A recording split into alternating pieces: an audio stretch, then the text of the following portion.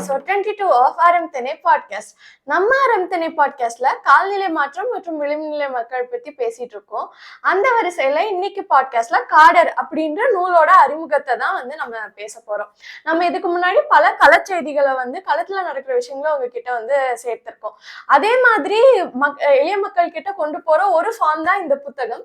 நம்மளோட ஆரம்தனை பாட்காஸ்ட்ல இந்த மாதிரி நம்ம பேசுற பல விஷயங்களை ரெசனேட் பண்ற மாதிரியான புத்தகங்களோட அறிமுகத்தையும் பாட்காஸ்ட்ல கொண்டு வரலான் இருக்கோம். அந்த வரிசையில முதலாவது புத்தகமா காடர் நூலோட அறிமுகத்தை தான் இன்னைக்கு பார்க்க போறோம்.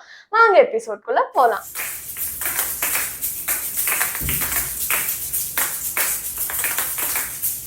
பெனிஷா சொன்ன மாதிரி இது வரைக்கும் பல தலைப்புகள்ல பேசியிருக்கோம். சமூகம் சார்ந்து, சுற்றுச்சூழல் சார்ந்து, காலநிலை மாற்றம், விவசாய பிரச்சனை, இது மாதிரி பல விஷயங்கள் பத்தி பேசியிருக்கோம். ஸோ அதெல்லாம் ப்ரிடாமினண்டா நம்ம ஃபீல்டு எக்ஸ்பீரியன்ஸ் வச்சு நம்ம களத்துல போய் பார்க்கறத வச்சு நாங்கள் ஷேர் பண்ணோம். ஸோ ஒரு எபிசோட் மட்டும் அந்த புக் ரிவ்யூ பத்தி, புக் ஃபேர்ல என்னென்ன புக்ஸ்லாம் வாங்கலாம் அப்படின்ற ஒரு இதை பத்தி ஒரு எபிசோட் போட்டிருந்தப்ப ஃபீட்பேக் என்ன வந்ததுன்னா, புக் ரிவ்யூஸும் நீங்க பண்ணுங்க, அப்போ என்ன மாதிரியான புக்ஸ்லாம் படிக்கலாம் அப்படின்றது.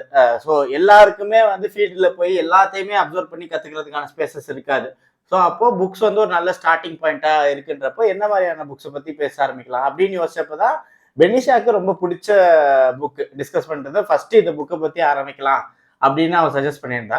ஸோ ஃபர்ஸ்ட் இந்த புக்கை பற்றி கொஞ்சம் ஷேர் பண்ணு பெனிஷா. இதில் என்ன இருக்கு, என்ன பற்றி இந்த புக்கில் இருக்கு அப்படின்றது கொஞ்சம் ஷேர் பண்ணேன். ஓகே, எனக்கு பிடிச்ச புக்குன்றதை தாண்டி இது வெறும் 110 பேஜஸ் தான். ஸோ புக் ரீடரும் இல்லாம எளிமையா கலை செயல்பாட்டுல இல்ல சமூக செயல்பாடு இல்ல நேச்சர் சார்ந்து வேலை பண்ண விரும்புற எல்லாருக்கும் ஒரு நல்ல கைடா இருக்கிற ஒரு புக்கா தான் நான் பாக்குறேன். ஸோ புக்குக்குள்ள போயிடலாம். ஸோ இந்த காடர் அப்படின்ற நூல் பிரசாந்த் வே அப்படின்ற ஒரு அறிமுக எழுத்தாளர் தான் எழுதியிருக்காரு. இந்த புக்கு முக்கியமா எதை மையமா வச்சு இருக்குது அப்படின்னு பார்த்தா, இதுல 10 சிறுகதைகளோட தொகுப்பு தான் இந்த நூல். இந்த சிறுகதைகள் எல்லாமே ஐட்ரேட் பண்ற ஒரு விஷயமா என்ன இருக்குது அப்படின்ட்டு பார்த்தா, நம்ம பழங்குடியின மக்களுக்கான ரைட்ஸ் அப்படின்ற பல விஷயங்களை பேசுறோம். ஃபாரஸ்ட் ரிசோர்சஸ் அப்படின்ற ஒரு விஷயத்தை பத்தி பேசிட்டு இருக்கும் போது, இந்த பழங்குடியின மக்களோட நலன் தான் நலன் நம்ம மேம்படுத்துறது தான் காட்டோட நலனை மேம்படுத்துறது ஒரு விஷயமா இருக்கும். எப்படி அந்த நிலத்தை சார்ந்து வாழ்ற மக்களோட நலன்ன்றது அந்த நிலத்தை பாதுகாக்கிறதுக்கான ஒரு விஷயமா இருக்கு அப்படின்றதுதான் இந்த புத்தகத்தோட ஒரு மைய நோக்கம் அப்படின்ட்டு பார்க்க முடியுது அப்படின்ட்டு சொல்லலாம். அதை தாண்டி இந்த 10 கதைகளும் அது சார்ந்த பல வேர்டிகல்ஸ்னு சொல்ற மாதிரி பல முக்கியமான விஷயங்களை குறிப்பிட்டு காட்டுற மாதிரியான இதுவா இருக்கு.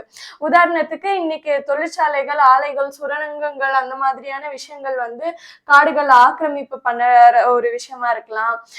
இல்ல பழங்குடியின மக்கள் இது வனவிலங்கு சரணாலயமா மாறப்போகுதுன்ற பேர்லயா இருக்கட்டும் சரி, தேயிலை தோட்டமா மாறுதுன்ற பேர்லயா இருக்கட்டும் சரி, இந்த மாதிரியான வளர்ச்சிகள்னால பழங்குடியின மக்கள் காட்டை விட்டு துரத்தப்படுற ஒரு விஷயமா இருக்கலாம். யானைகளோட வழித்தடங்கள், வலசை பாதைகள் கட்டடங்களாலையும் பிற வளர்ச்சி திட்டங்களாலையும் அடைக்கப்பட்டு அவங்க யானைகள் வழி தெரியாம ஊர்களுக்குள்ள புகுந்து அதனால நடக்கிற பிரச்சனைகள், அதனால நடக்கிற ஹியூமன் அனிமல் கான்ஃபிளிக்டா இருக்கட்டும் சரி, இன்னமும் பழங்குடியின மக்களுக்கு போய் சேராத அந்த லாஸ்ட் மைல் கனெக்டிவிட்டி, போக்குவரத்து வசதிகளா இருக்கட்டும் சரி, கல்வி வசதிகளா இருக்கட்டும் சரி, இந்த மாதிரியான பல விஷயங்களை தான் இந்த 10 சிறுகதைகள் மூலமா ஆசிரியர் சொல்லியிருக்காரு. இந்த புத்தகத்தோட முன்னுரையில இந்த கதைகளை எழுதுறதுல ஒரு முக்கியமான நோக்கமா ஆசிரியரை சில விஷயங்களை குறிப்பிடுறாரு. அதை இங்க ரீஐட்ரேட் பண்றது பொருத்தமா இருக்கும் அப்படின்ட்டு நினைக்கிறேன். ஒரு முக்கிய நோக்கமா பழங்குடியின மக்களை இன்னைக்கு வன ஆக்கிரமிப்பாளர்களா சித்தரிக்கிறாங்க. நம்ம என்விரான்மெண்டல் ரிலேட்டடா எந்த பிரச்சனையை எடுத்து பார்த்தாலுமே அங்க இருக்கிற ஒடுக்கப்பட்ட மக்கள் யாரா இருக்காங்களோ அவங்கள என்க்ரோச்சர்ஸா, ஆக்கிரமிப்பாளர்களா, அவங்கள கிரிமினல்ஸா போர்ட்ரே பண்ணுறது அப்படின்றது ஒரு தொடர்ச்சியான விஷயமா பார்க்க முடியுது. அந்த மாதிரி ஃபாரஸ்ட் ரிலேட்டடான விஷயத்துல வரும்போது பழங்குடியின மக்களை ஆக்கிரமிப்பாளர்களா சித்தரிச்சு அவங்கள அங்க இருந்து அனுப்பி விடுறது அப்படின்றது ஒரு தொடர்கதையா இருக்கு. அதுல அந்த விஷயத்துல ஒரு விசிபிலிட்டி கொண்டு வர்றது ஒரு முக்கியமான விஷயமா சொல்லியிருக்காரு. திரும்ப முதல்ல சொன்ன மாதிரி இந்த தேயிலை தோட்டங்கள், புலிகள் காப்பகம், இந்த மாதிரியான பல விஷயங்களுக்காக பாதுகாக்கப்பட்ட காடுகள் அப்படின்ட்டு சொல்லிட்டே வந்துட்டு அந்த காட்டை நம்பி வாழ்ற மக்களா இருக்கட்டும் சரி, வன விலங்குகளா இருக்கட்டும் சரி, அவங்களோட வாழ்விடத்தையும் வாழ்வாதாரத்தையும் வாழ்வுக்கான மையத்தையும் புடுங்குற ஒரு விஷயமா இதெல்லாம் எப்படி இருக்கு அப்படின்ற ஒரு விஷயத்துல வந்து ஒரு விசிபிலிட்டி கொண்டு வர்றது. அதுக்கப்புறம் ஒரு முக்கியமான விஷயம் அவர் சொல்றாரு, காட்டுவாசி அப்படின்னா காட்டு பயலுகன் கூட நம்ம ஊர்கள்ல வந்து நிறைய பேர் சொல்லுவாங்க. அவங்க யாராச்சும் வந்து கொஞ்சம் ரகடா பண்ணாலே காட்டு பய அப்படின்பாங்க. ஆமா, அப்ப இந்த காட்டுவாசிகள் அப்படின்றவங்க யாரு அப்படின்றதுல நமக்கு ஒரு பொது புத்தியில சமூகம் சொல்லி தந்திருக்க ஒரு பொது புத்தியில ஒரு பார்வை இருக்குது இல்ல. அதை தாண்டி உண்மையிலேயே இந்த காட்டுவாசிகளோட எப்படி இருக்காங்க, அவங்களோட வாழ்வியல் எப்படி இருக்கு, அவங்களோட நுட்பமான காட்டு அறிவியல் பார்வை, காட்டுயிர் சார்ந்த அறிவியல் பார்வை எப்படி இருக்கு, இயற்கையோடு இணைந்த சுரண்டல் முறை இல்லாத அவங்களோட வாழ்வியல் முறை எப்படி இருக்கு, அவங்க கிட்ட சமத்துவமா இருக்கட்டும் சரி, குறிப்பா பாலின சமத்துவமா இருக்கட்டும் சரி, இந்த மாதிரியான நிறைய விஷயம் நம்ம வந்து அவங்க கிட்ட இருந்து கத்துக்க வேண்டிய விஷயங்கள் நிறைய இருக்கு. இத வந்து இந்த சமூகத்துக்கு வந்து ஒரு எடுத்துக்காட்டா காட்டுறதுமே ஒரு முக்கிய நோக்கமா அவர் வந்து இதுல குறிப்பிட்டு சொல்லியிருக்காரு. Karthi, super super. சோ ரொம்ப ஒரு என்ன மாதிரியான விஷயங்கள் இருக்குன்றது ரொம்ப இன்ட்ரெஸ்டிங்கா இருக்கு. பிளஸ் எனக்கு தெரிஞ்ச ஒரு எழுத்துக்கான ஒரு வடிவத்தையும் ஒரு கருத்து சொல்றதுக்கானதையும் சேர்த்து சொல்லியிருப்பாரோன்ற மாதிரி ஒரு ஃபீல் வருது.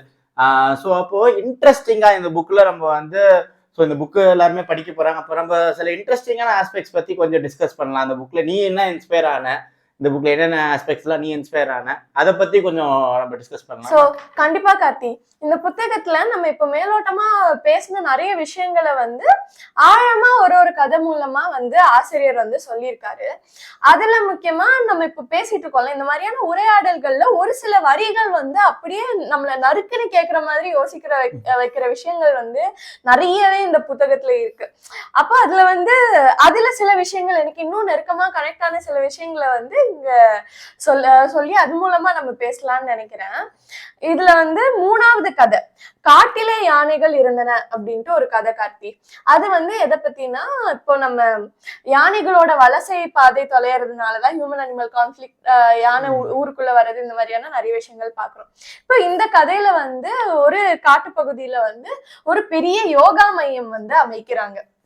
நம்ம அந்த இங்கிலீஷ் சாமியாரு, அதான் அந்த ஒரு பாட்டுக்குள்ள தாடி வச்சவங்க எல்லாம் வந்து டாகூரான், அந்த மாதிரி இப்ப தாடி வச்சாவே நம்மால் இயற்கை சார்ந்து இருக்கவங்கன்ற மாதிரி ஒரு பிம்பத்தை உருவாக்கிடுறாங்க.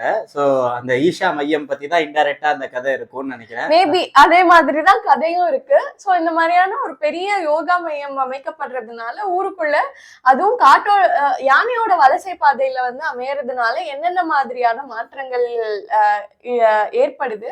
இப்போ வனவாசிகளை துரத்தி விட்டுட்டு இந்த மாதிரியான பெரிய நிறுவனங்களுக்கு பட்டா போட்டு கொடுக்கறதுனால மக்கள் கிட்ட இருக்கிற இது என்ன மாதிரி இருக்கு, வன விலங்குகள் வந்து என்னென்ன மாதிரி ரீடைரக்ட் ஆகுது அப்படின்ட்டு சொல்லிட்டு வர விஷயத்துல வந்து ஒருத்தர் சொல்றாரு, நிம்மதி தேடி வருபவர்களால் நிம்மதி இழந்தது காடு அப்படின்ட்டு.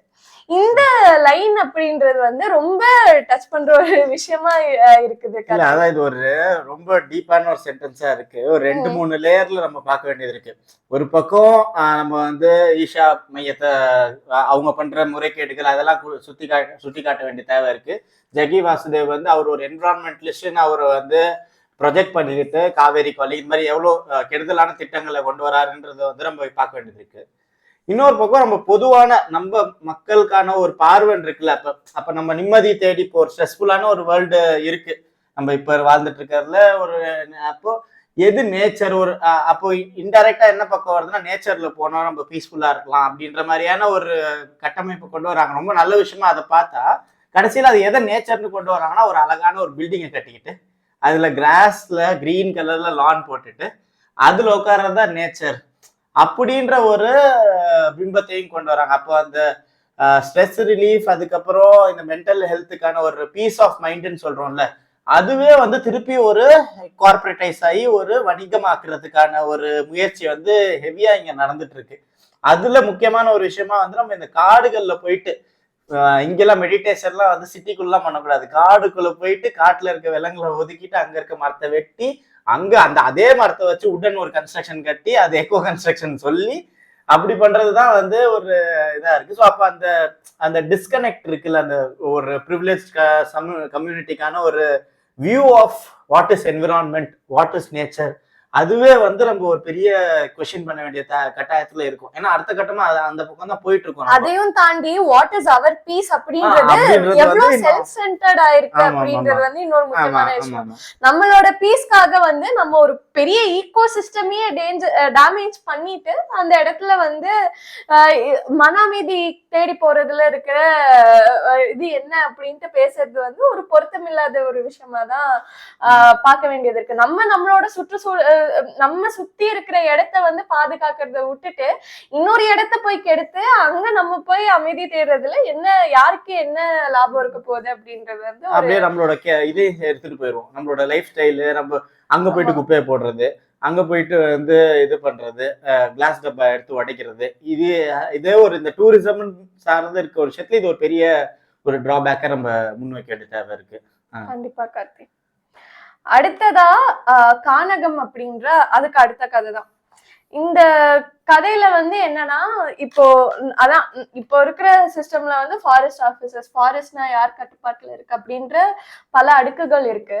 அப்போ வெளிய இருந்து காட்டுக்குள்ள அதிகாரம் பண்ணுறதுக்காகவே போற ஒருத்தங்க, அவங்களோட பார்வை வந்து காட்டுவாசிகள் மேல, பழங்குடியின மக்கள் மேல எப்படி இருக்கு, அவங்க என்ன மாதிரியான அராஜகங்கள் பண்றாங்க அப்படின்றத சொல்றதுதான் இந்த கதை. இதுல என்னன்னா, ஒரு ஃபாரஸ்ட் ரேஞ்சர் அவருக்கு தெரிஞ்ச பசங்க 2 பேரை காட்டை சுத்தி பார்க்க கூட்டு போறாரு. அப்ப அவர்கிட்ட வேலை பண்றவர் வந்து ஜீப்ல இந்த பசங்களை வந்து சுத்தி காட்டுறாரு. அந்த ஃபாரஸ்ட் ரேஞ்சர் இருந்த வரைக்கும் அபாண்டமா பல பழிகளையும் குற்றச்சாட்டுகளையும் பழங்குடியின மக்கள் மேல போடுறாரு. உதாரணத்துக்கு சொல்லணும்னா, நெல்லிக்காய் பறிக்கிறாங்க, நெல்லிக்காய் பறிச்சா மானுக்கு வந்து நெல்லிக்காய் இருக்காது, அதுக்கப்புறம் புளி தின்ன மான் இருக்காது அது அப்படின்றாங்க. மாட்டுல வந்து விஷம் வச்சு புளிய கொல்லுறாங்க. இந்த மாதிரியான பல குற்றச்சாட்டுகளை வந்து பழங்குடியின மக்கள் மேல சுமத்தி அந்த சின்ன பசங்க கிட்ட வந்து பழங்குடியின மக்களை பத்தி ரொம்ப நெகட்டிவான ஒரு போர்ட்ரேயல் வந்து பண்றாரு. அப்புறம் அவர் போனதுக்கு அப்புறம் வந்து இந்த பசங்களுக்கு வந்து இயல்பா அவரோட ஒரு கான்வர்சேஷன் வந்து, அவர் வந்து அந்த சமூகத்தை சேர்ந்தவர். ஆமா கரெக்ட். அவருக்கு வந்து அவரோட இயல்பா வந்து ஒரு கான்வர்சேஷன் பில்ட் ஆகுது. அப்ப இதுக்கு பின்னாடி என்னென்ன மாதிரியான அதிகாரம் சார்ந்த சதிகள் இருக்குது அப்படின்றத வந்து அவங்க புரிஞ்சுக்கிறாங்க. அப்ப வந்து கடைசியில வந்து ஒரு லைன் வந்து வருது, மீன் குடிச்சு ஆத்து தண்ணி வத்தாது, அது மாதிரிதான் ஆதிவாசி வாழுறதுனால காடு அழியாது அப்படின்ற ஒரு லைன் வந்து ரொம்ப இம்பாக்ட்ஃபுல்லா அந்த இடத்துல வந்து வச்சிருந்தாங்க. அது என்ன ஊமைன்னு சொல்லுவாங்கல்ல, சோ ஒண்ணுட்ட ஒண்ணு ரிலேட் பண்ணி இது பண்ற மாதிரி. சூப்பர் சூப்பரா. ஓகே, இதுல வந்து கடைசியா அந்த சுத்தி காட்டுறாருல, அவரோட புலம்பல் வந்து என்னவா இருக்கு அப்படின்னா, என்ன சொல்றாரு அந்த பசங்க கிட்டனா, உணவும் வாழிடமும் மறுக்கப்படுறப்போ மிருகங்க கூட காட்டை விட்டு வெளியே வந்து அதிக பிரச்சனைய வெளி உலகத்துக்கு புரிய வைக்குது. ஆனா உரிமை மறுக்கப்படுற பழங்குடியோட அழுகையோ குரலோ காட்டுக்குள்ளேயே புதஞ்சிடுச்சு, அதை எந்த காதும் கேட்கறது இல்லை அப்படின்னு சொல்றாரு. சோ மிருகங்க கூட நம்ம ஏதோ பார்த்து பயப்படுறோம், வெளியே ஊருக்குள்ள புகுறப்போ வந்து ஏதோ ஒரு சலசலப்பு கிரியேட் ஆகுது. ஆனா இவங்களை வந்து ஊருக்குள்ள துரத்தி விட்டாலும் கடைசி வரைக்கும் வாய்ஸ்லெஸ்ஸா அவங்கள வச்சுக்கிட்டு இருக்கிறதுல இருக்கிற ஒரு ஆழமான ஒரு அரசியல் தான் இங்க நடந்துட்டு இருக்கு அப்படின்றத சொல்றாரு. Super super. ஸோ அதான் இதுல வந்து 2 விஷயம் நம்ம வந்து திருப்பி இதுலயே நம்ம ரொம்ப நுணுக்கமா பார்க்க வேண்டியது இருக்குன்னு நினைக்கிறேன்.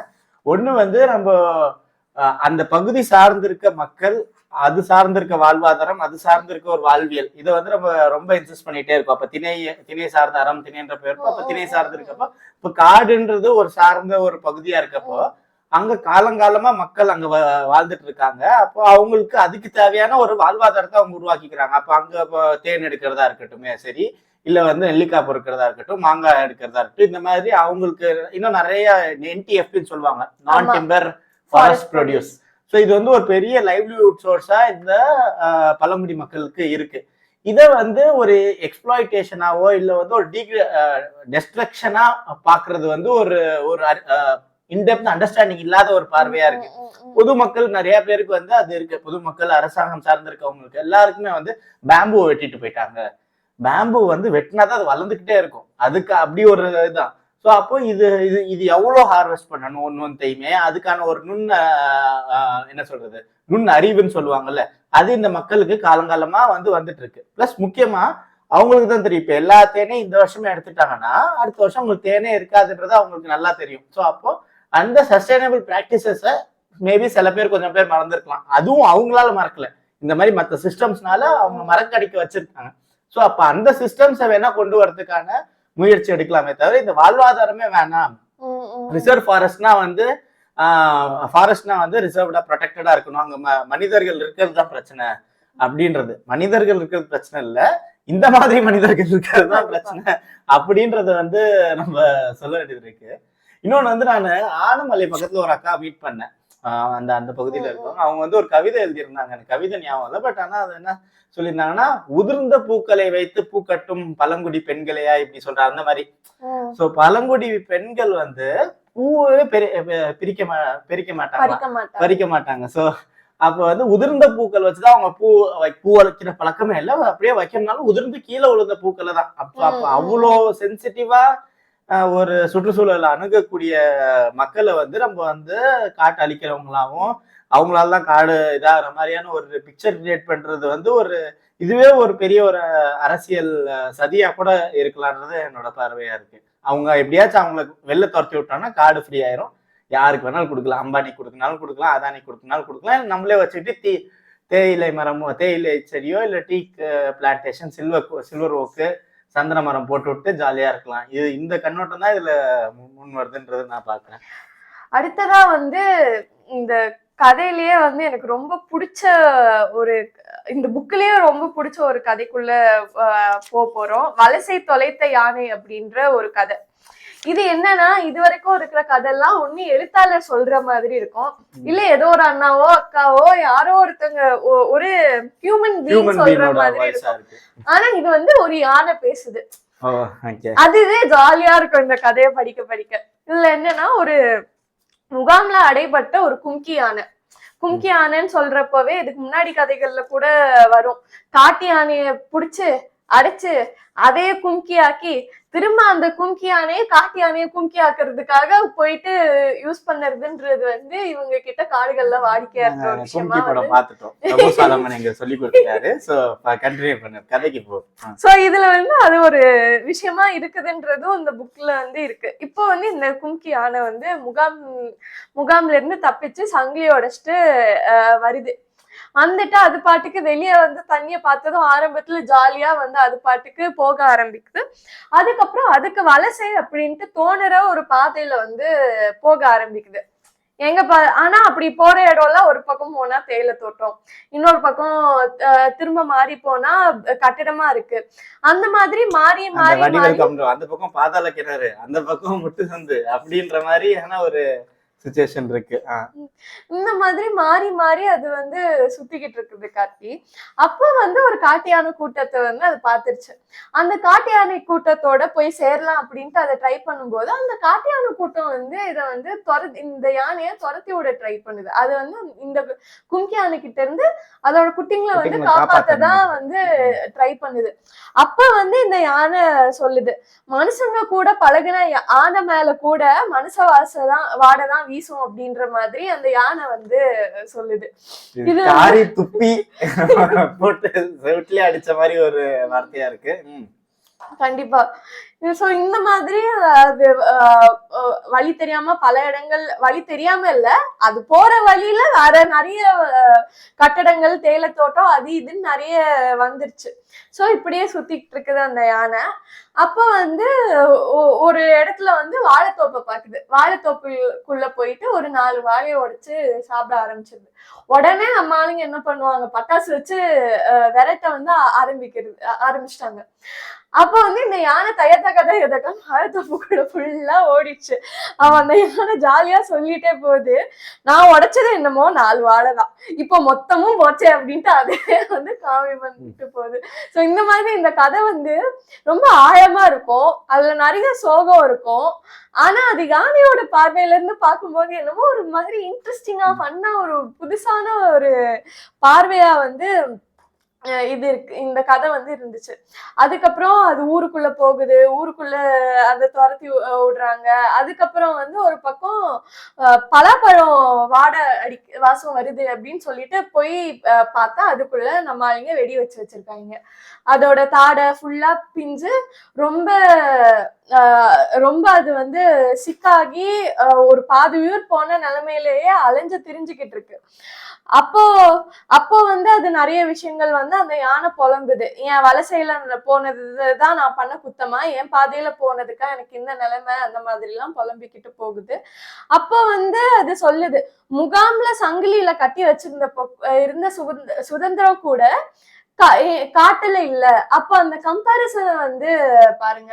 ஒரு காட்டு யானை, காட்டுல வாழ்ந்த யானை அதோட காட்டுல வந்துட்டு ஒரு முகாம்ல வந்து அடைப்பட்டு கிடக்குற நிலைமையில இருக்கிற சுதந்திரம் கூட காட்டுல கிடைக்க மாட்டேங்குதுன்ற இடத்துலதான் இன்னைக்கு நம்மளோட காடுகள் இருக்குது அப்படின்ற ஒரு ஒரு ஆழமான எண்டிங்கோட இந்த புத்தகமும் இந்த கதையும் வந்து முடியுது.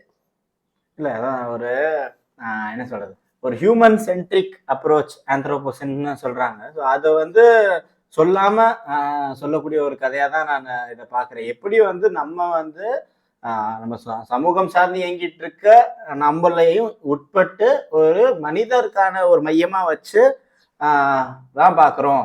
அப்போ வந்து அனைத்து உயிரினங்களுக்கான உலகமா இதை பார்க்க வேண்டிய ஒரு புரிதல் வந்து இன்னும் நம்மளுக்கே நிறைய பேர், இன்னும் நம்மளுக்கே இன்னும் நிறைய வரல அப்படின்றது வந்து சுட்டி காட்டுற ஒரு கதையா தான் நான் இந்த கதையை நான் பார்க்குறேன்.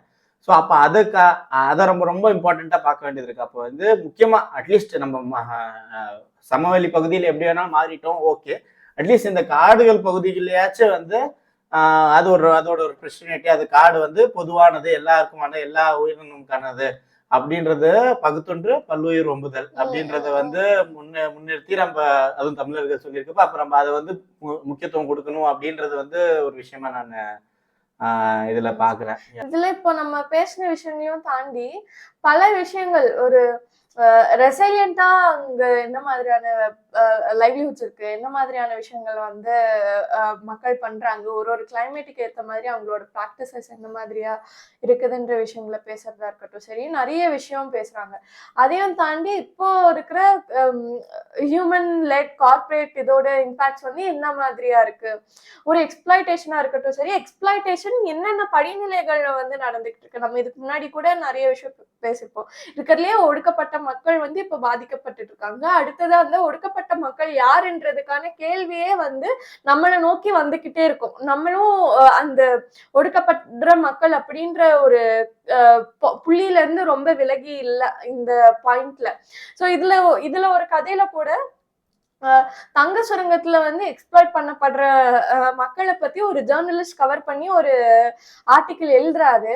அதை அவர் அலுவலகத்துக்கு அச்சுக்கு அனுப்பிட்டு மறுநாள் காலையில வந்து பேப்பரை வாங்கி பாக்குறாரு. அதுல வந்துட்டு அவர் எழுதின ஆர்டிக்கிள் 2ஆம் பக்கத்துல பெருசா வந்துருச்சு. ஆனா ஆர்டிக்கிள் எழுதுனது பேர் என்னமோ அவரோட சுப்பீரியர் ஆபீசரோட பேர் தான் இருக்கு. அப்ப அவர் வந்து அந்த இடத்துல ஒரு கேள்வி கேட்கிறாரு, மக்கள் சுரண்டப்படுறத நான் எழுதுறேன், என்னோட உழைப்பு சுரண்டலை யாரு எழுதுறது அப்படின்ட்டு. இந்த மாதிரி பல வேள்பாரியோட ஒரு simplified version, modern day simplified version கூட சொல்லலாம். அந்த மாதிரியான பல கண்ணோட்டங்களை வந்து கொண்டு வர ஒரு நூலா வந்து இது இருக்கு.